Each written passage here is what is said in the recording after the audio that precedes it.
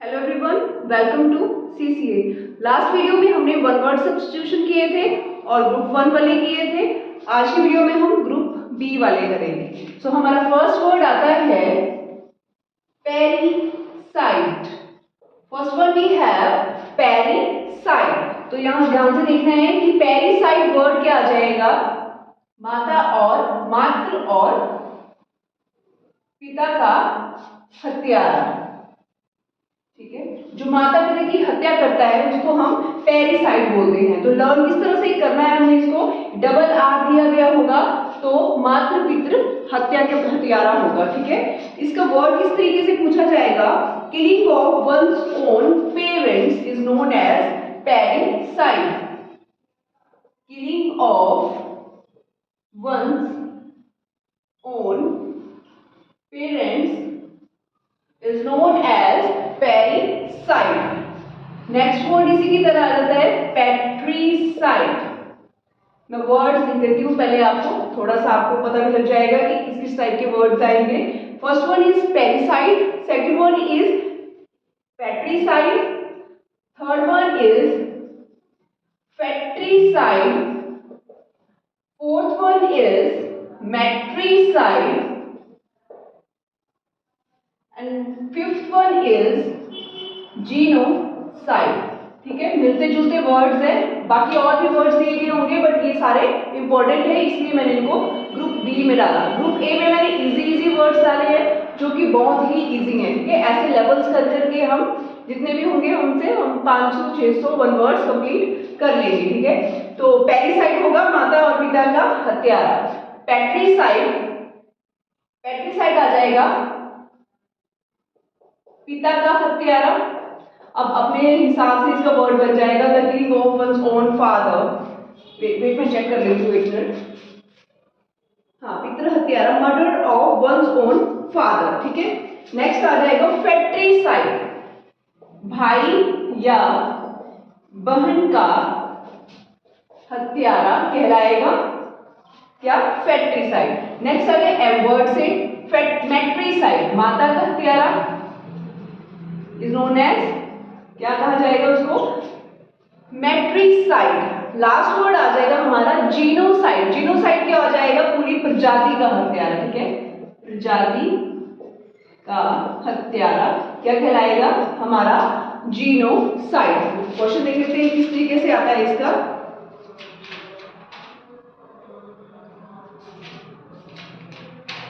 Genocide word चलो उस तरीके से ही आएगा, killing of own,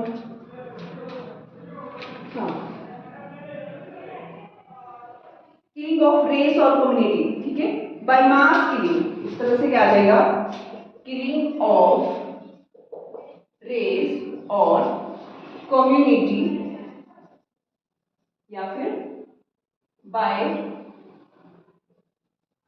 mass MASS killing.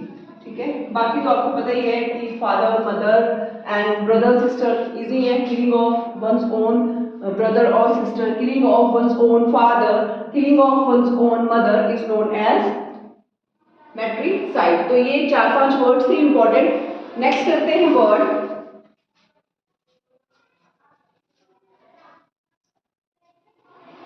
Next word आ जाएगा हमारा टीटोटलर। टोटलर, ठीक है, टी टोटलर, टी से कैसे आएगा, टी टीथ, टीथ हो गए टी टोटलर। तो वर्ड किस तरह से बना है ये, टी टोटलर होता है जिनके दूध के दांत नहीं टूटे होते हैं या फिर जो अल्कोहल या फिर नहीं खाते। Ones who abstain from, question इस तरीके से आएगा, ones who abstain from alcohol,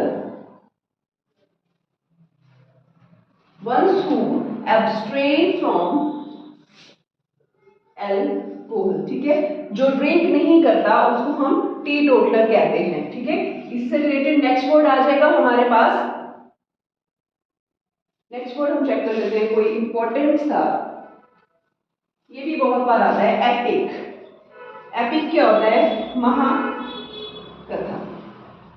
ठीक ठीक है, कई बार हम बोल देते हैं कि एपिक जोक मारा तुमने, ठीक है, तो इसका मतलब महाकाव्य या फिर महाकथा। क्वेश्चन किस तरीके से पुट किया जाएगा, a long celebrating the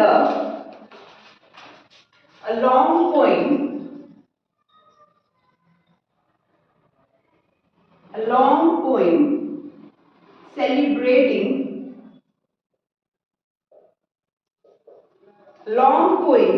celebrating the great deeds of one's great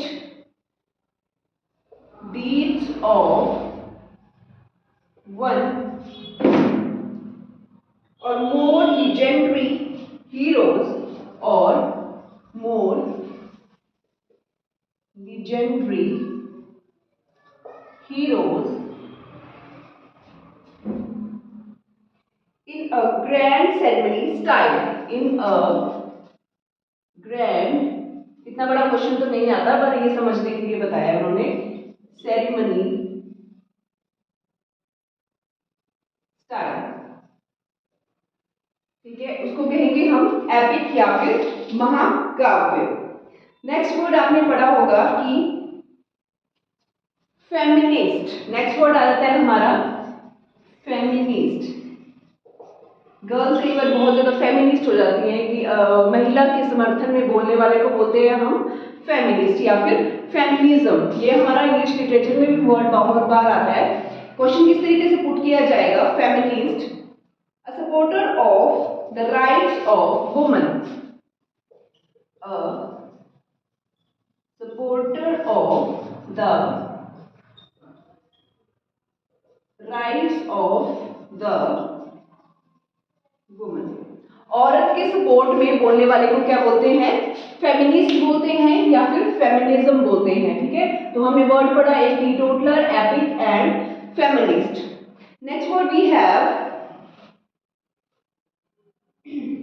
glutton. ये सभी इजी वर्ड्स हैं, ठीक है, प्रीवियस ईयर्स में बहुत बार पूछे गए हैं, इसलिए हम इनको रिपीट कर रहे हैं। ग्लटन, ग्लटन मीन्स होता है जो ओवर ईट करता है, a person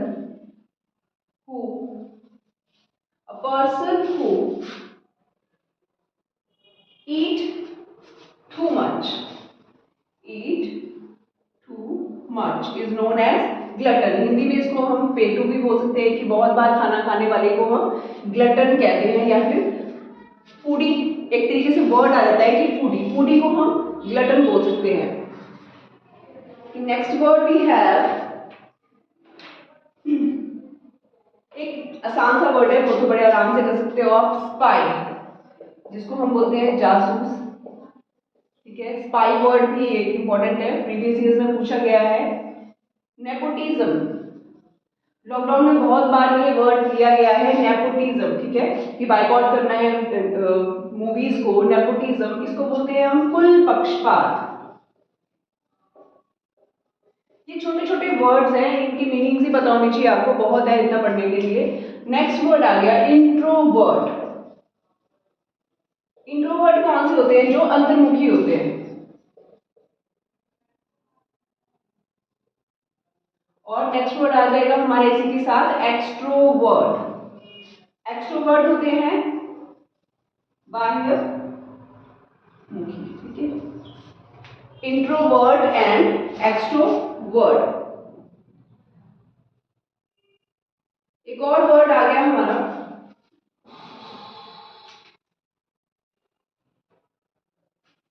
eligible. Eligible, eligible होता है अस्पष्ट। एलिजिबल अस्पष्ट, that can not be read, जिसको हम रीड नहीं कर सकते, that can not be read, ठीक है। ये वन वर्ड जैसे हैं, इनको याद करने की जरूरत नहीं है, बस एक बार पढ़ने हैं, उसके बाद हमें क्या करना है, इसको मतलब रिवाइज ही करना है, बाकी इसमें लर्न करने वाली या फॉर्मूला वाली कोई बात ही नहीं है। मैं सिर्फ आपको ये वर्ड्स वीडियो में दिखा के एक तरह से बताना चाहती हूँ कि जो जो इम्पोर्टेंट है वही हमने रिवाइज करना है, एक्स्ट्रा करके हमारा टाइम वेस्ट होता है, ठीक है। Next word we have manuscript. Manuscript, ठीक है। मैन्युस्क्रिप्ट क्या होती है? पांडुलिपियां। स्कूल टाइम में पढ़ा होगा आपने, क्लास 6 का हिस्ट्री का चैप्टर है व्हाट वेयर हाउ, कब कहाँ कैसे, व्हाट वेयर हाउ। वहां पे आपको बताया गया है कि मैन्युस्क्रिप्ट क्या होता है और इंस्क्रिप्शन क्या होता है। ठीक है, पांडुलिपियां क्या होती हैं और अभिलेख क्या होते हैं। ठीक है, जिनको ताड़ पत्रों पे लिखा जाता है वो हमारे क्या बन जाते हैं? मैन्युस्क्रिप्ट बन जाते हैं। और इंस्क्रिप्शन किनको बोला जाता है? पत्थरों पे लिखने वाले लेख या फिर शिलालेख होते हैं, उनको इंस्क्रिप्शन बोला जाता है। तो क्वेश्चन किस तरह से आएगा? A book or document written by hand, a book or document written by hand but not printed, but लिखना जरूरी नहीं है इसमें, not printed is known as manuscript. Question आएगा कि ऐसी कौन सा डॉक्यूमेंट और बुक है जिसको हाथ से लिखा जाता है, प्रिंट नहीं किया जाता है, तो कौन सा आ जाएगा? वो मैन्युस्क्रिप्ट आ जाएगा। बट हमने अगर मीनिंग पढ़ा होगा तो हमें बड़े आराम से कर सकते हैं। हमें एटलीस्ट वर्ड की लाइन पता होनी चाहिए कि क्वेश्चन कैसे आना है। ठीक है, नेक्स्ट आ गया हमारा इंस्क्रिप्शन। इंस्क्रिप्शन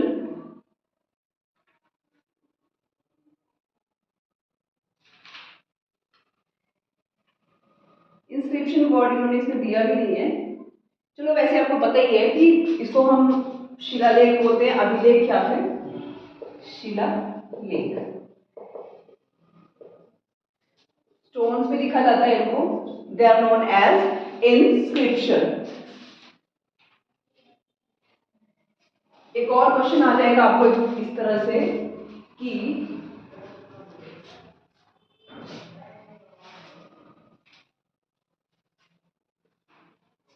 मेडन स्पीच क्या होता है? मेडन स्पीच क्या होता है? मेडन स्पीच वर्ड हमें सिनोनिम एंटोनिम्स में भी दिया गया है। समानार्थक शब्द होते हैं, जो विपरीतार्थक शब्द होते हैं, उनके साथ भी दिया गया है। और इसको एक वन वर्ड्स में भी यूज किया जाता है। तो maiden speech is known as first speech.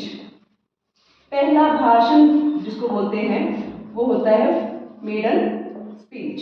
ठीक है, इससे रिलेटेड क्वेश्चन आ गया तो आप बड़े आराम से कर सकते हो। और अदरवाइज मेडन अगर सिंगल लिखा होगा या फिर मेड लिखा होगा या फिर स्पिंस्टर लिखा होगा, क्वेश्चन रिलेट करने आना चाहिए। ठीक है, जितना भी रिलेट करोगे उतना ही आपकी नॉलेज ग्रो होगी। ठीक है, मेडन, मेड, स्पिंस्टर, तो 3 वर्ड्स आ गए। इन तीनों को ही बोलते हैं हम हिंदी में कुंवारी लड़की। ठीक है, 25 से अब जिसकी शादी नहीं हुई होती है उसको हम मेडन बोलेंगे या फिर मेड बोलेंगे या फिर स्पिंस्टर बोलेंगे। अच्छा, तो इसका मैस्कुलिन क्या आ जाएगा? बैचलर। कुंवारे लड़के को हम क्या कहते हैं? बैचलर कहते हैं। ठीक है, बैचलर का क्या बन जाएगा? मेड बन जाएगा, या तो मेडन बन जाएगा या फिर स्पिंस्टर बन जाएगा। 3 ऑप्शन दे दिए गए होंगे आपको, तो उनमें से आप कोई भी क्लिक कर सकते हो। ठीक है, मेड काम करने वाली मेड नहीं है, ये मेड आ जाएगा कुंवारी लड़की। ठीक है, next word we have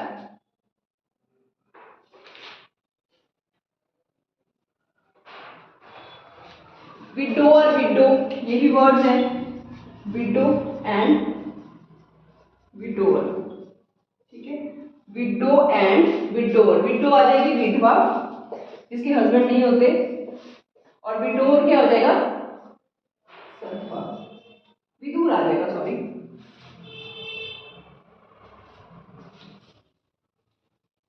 word गलत चला गया, विधुर। ठीक है, जिसकी वाइफ की डेथ हो जाती है उसको हम विडोर कहते हैं। क्वेश्चन बड़ा आराम से पता लग जाएगा आपको। A man who has lost his wife और नॉट रीमैरिड। ठीक है, जिसने अपनी वाइफ को लॉस किया है और दोबारा शादी नहीं की है, ये वर्ड भी आ गया इसमें, तो उसको क्या बोलेंगे हम? विडोर। नोट कर लेते हैं, a man who has lost his wife and not remarriage. ठीक है, ये वाला वर्ड ज्यादा इंपॉर्टेंट है क्योंकि जिसने शादी नहीं की है वो ही विडो और विडोअर में एप्लीकेबल होगा।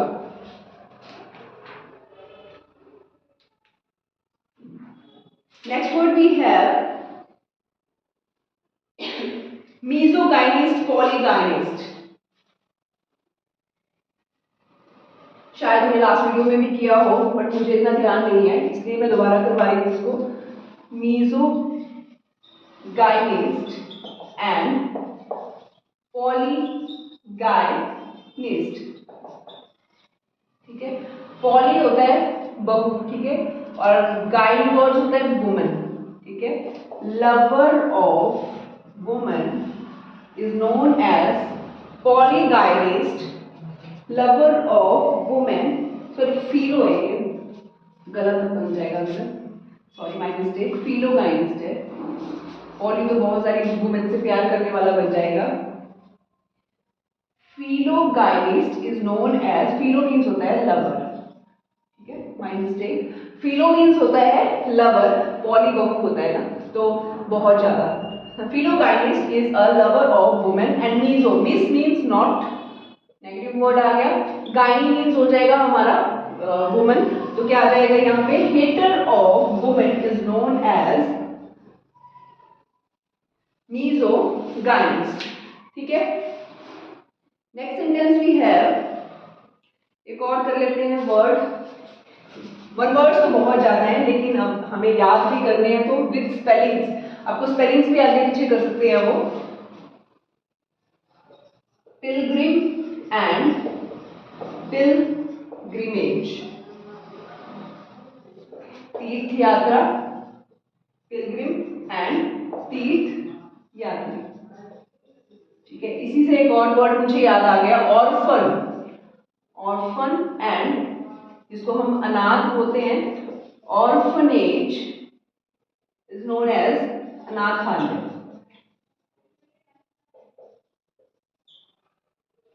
ऑर्फन एंड ऑर्फनेज, जितने भी वर्ड्स बचे होंगे वो हम कंप्लीट कर लेंगे।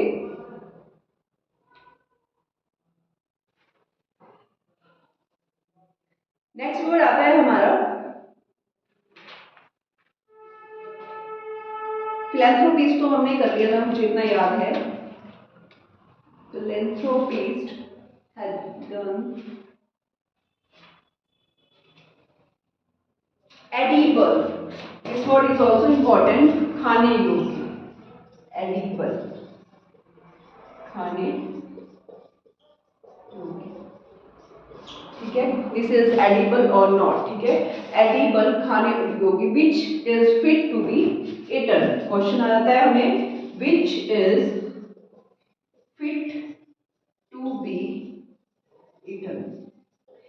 ये वाले क्वेश्चन हमें बीए में पूछे जाते हैं। बीए के जो हमारा first year, second year, third year के एग्जाम होते हैं वहां पे हमें वन वर्ड्स पूछे जाते हैं, तो वहां पे क्वेश्चंस प्रीवियस ईयर्स में आए हुए हैं, बाकी वर्ड्स में पूछे जाते हैं। ये सारे हमें जेबीटी टैट और जो हमारा एचपी टैट है उसमें पूछे जाते हैं, और जितने भी एग्जाम्स हैं हमारे जहाँ पे वन वर्ड्स पूछे जाते हैं वहां पर ये काम आते हैं। ठीक है, आज के लेक्चर के लिए इतना ही काफी है, बाकी की नेक्स्ट वीडियो में हम और अच्छे वर्ड्स लेके आएंगे, थोड़े और इम्पोर्टेंट। ठीक है, hope you like this lecture, thank you so much.